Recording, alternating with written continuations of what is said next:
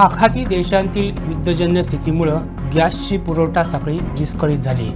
त्यामुळेच भारत सरकारनं गॅस पुरवठा सुरळीत ठेवण्यासाठी काही कडक निर्बंध जारी केले।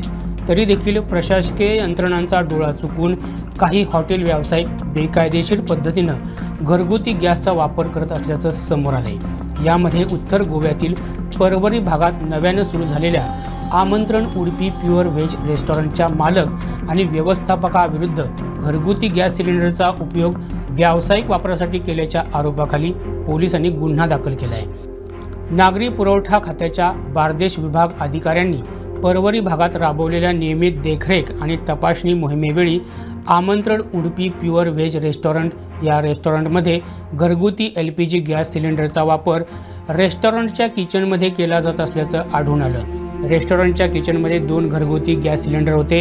याचा वापर व्यावसायिक कारणासाठी केला जात होता। हे गॅस सिलेंडर नागरी पुरवठा खात्याच्या पथकानं जप्त केले।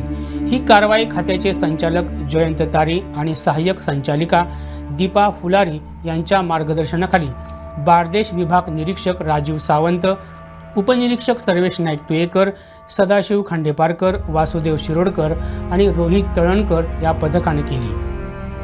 दरम्यान राज्यात एकीकडे घरगुती गॅस सिलेंडरचा तुटवडा जाणवत असल्यानं सर्वसामान्य नागरिक हैराण झाले, तर दुसरीकडे काही व्यावसायिक आस्थापनांकडून सर्रासरित्या घरगुती वापराच्या LPG सिलेंडरचा बेकायदा वापर सुरू असल्याचं या कारवाईमुळे अधोरेखित झालंय।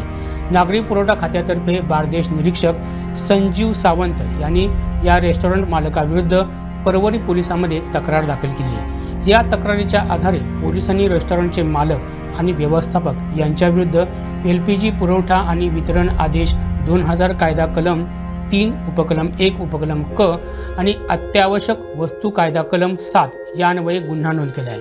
पुढील तपास पोलीस अधीक्षक विश्वेश करपे हे करत आहेत। गोव्यासह महाराष्ट्रातील अशाच महत्त्वपूर्ण घडामोडी जाणून घेण्यासाठी आमच्या YouTube चॅनलला सबस्क्राईब करा।